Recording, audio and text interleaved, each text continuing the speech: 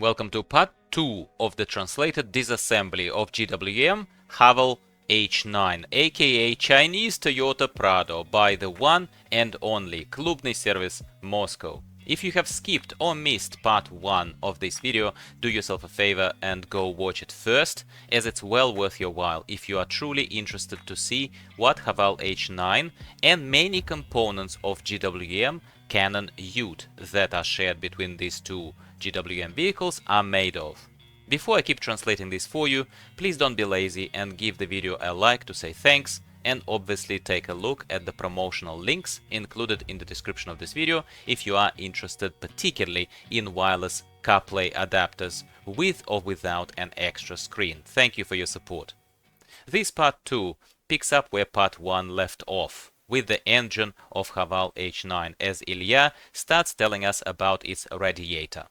We clearly see that this HAVAL H9 2021 model is the one before H9 got restyled for the newer versions, as we can see the cooling pipe for the pump of hydraulic steering, while the newer models apparently lost this pipe in favor of electric-powered steering assistant. There are 3 radiator plates here, panels, believe it or not.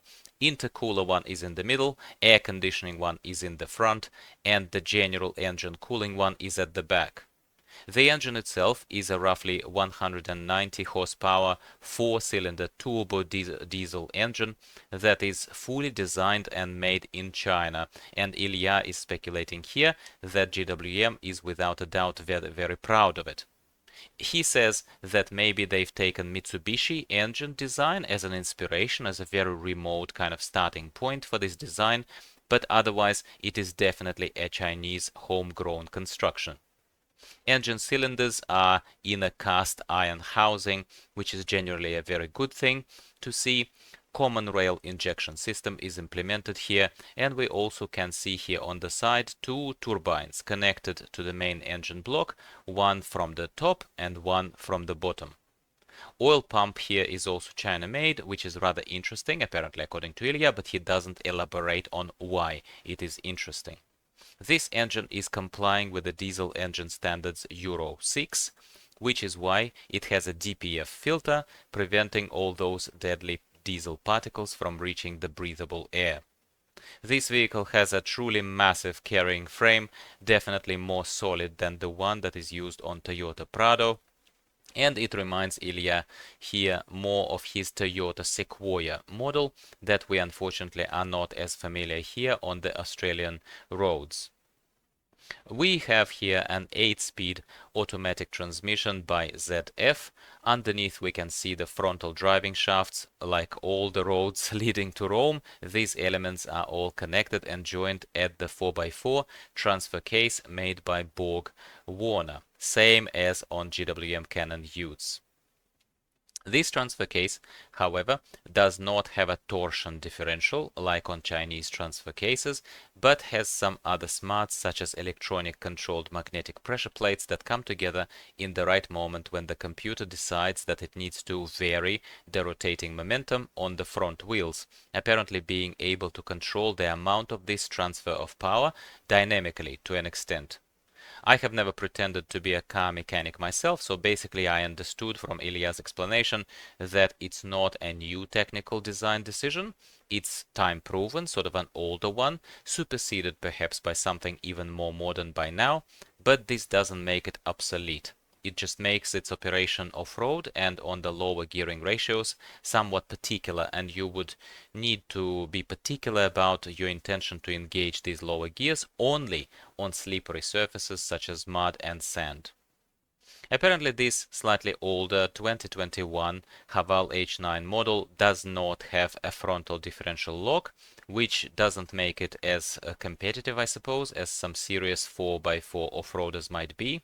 But Ilya says that he is aware that the updated models of HAVAL H9 at the moment of publishing of the original video, obviously a couple of years ago it was published, those updated models would have a differential lock in addition to the already present rear differential lock, which would in turn make it a true 4x4 contender.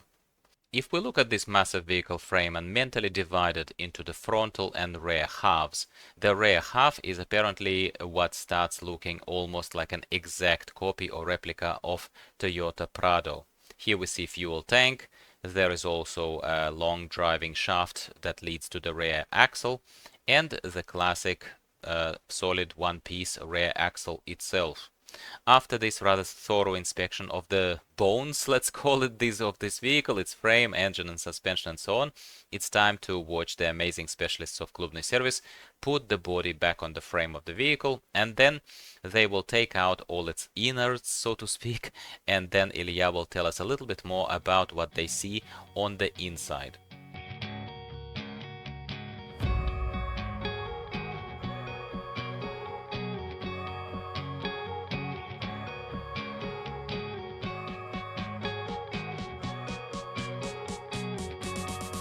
Many Chinese vehicles, according to Ilya, have a really unfortunate trend, and it is an almost lacking anti-corrosion coverage, or it's simply inefficient. There is not much of it for the conditions of a real Russian winter, snow, and other environmental hazards, let's call them that.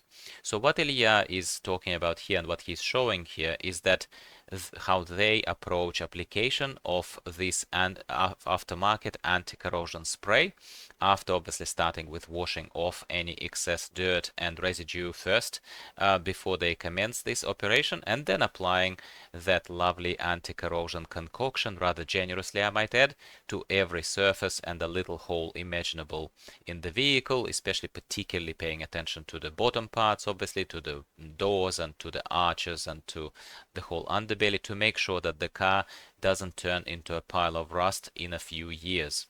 I don't want to deviate here from the main topic too much, but hope this is insightful for you as much as it was for me, as we are living under an illusion that the modern cars are not supposed to rust anymore, full stop. And yes, I understand that many China-made vehicles might be using some cheaper alloys for the internal parts, such as the interior plastic, as well as some of the metals underneath. Yeah, but given extreme conditions, almost anything would rust, my friends. Not just Chinese cars. And even the sheer existence of Ilya's service center and the services, the aftermarket services that he provides there, such as application of this aftermarket anti-corrosion kind of spray itself, is a living proof to you that Toyotas, Suzukis, Mitsubishis, and so on all need it just as much as a GWM Cannon Ute would do, or something of Chinese origin would do. As soon as they say hello to Russian snow, let's say, or I'm suspecting very strongly sand dunes somewhere in United Arab Emirates. But I don't want to speculate further too much, just wanted to share this point with you and invite your comments below. If you have any opinions on this, if you agree with me, disagree with me, just don't forget ever to remain mutually respectful, please.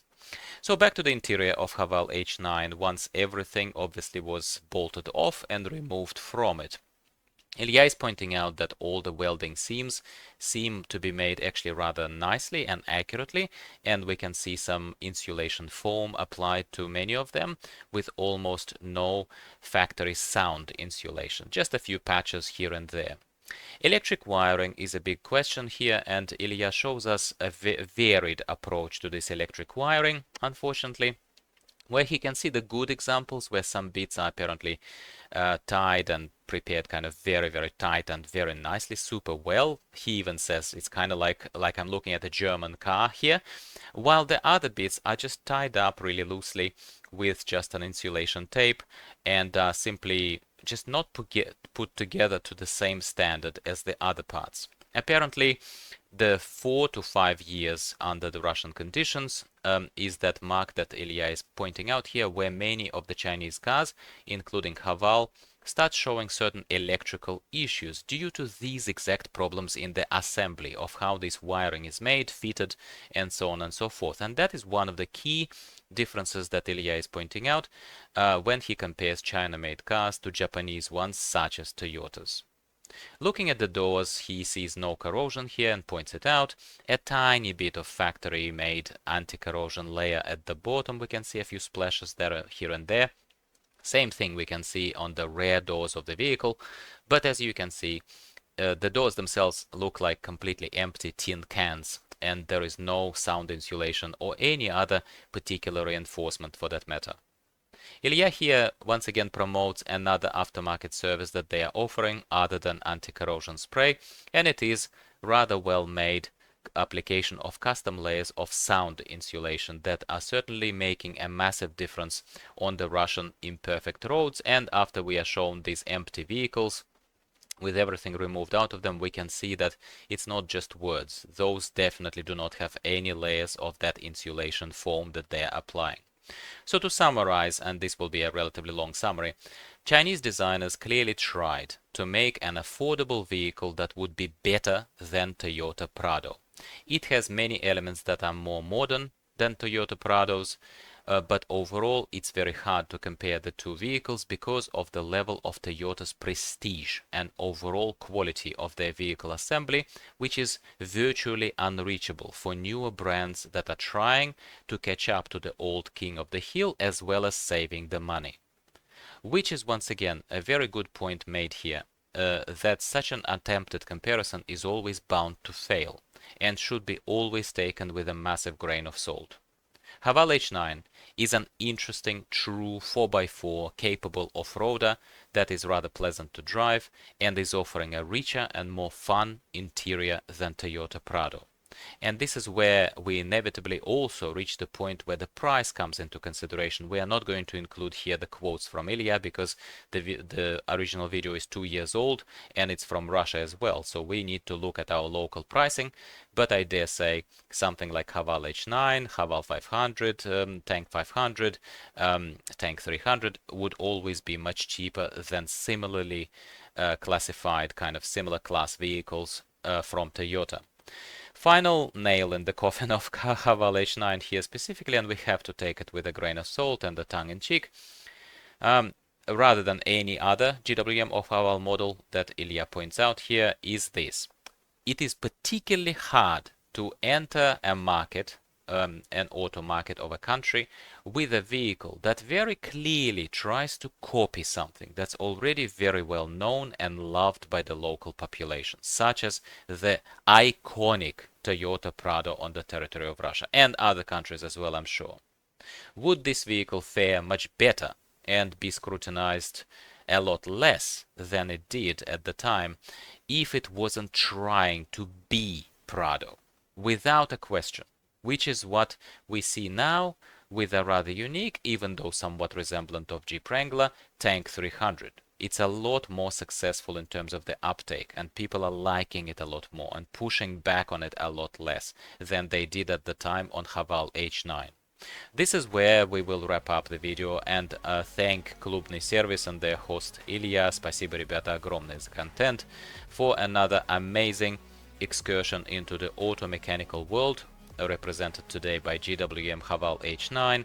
Give the video a like, please, if you liked it and watched the whole thing. You are very special, trust me if you did, because there are not many of you and Google Analytics tells me everything.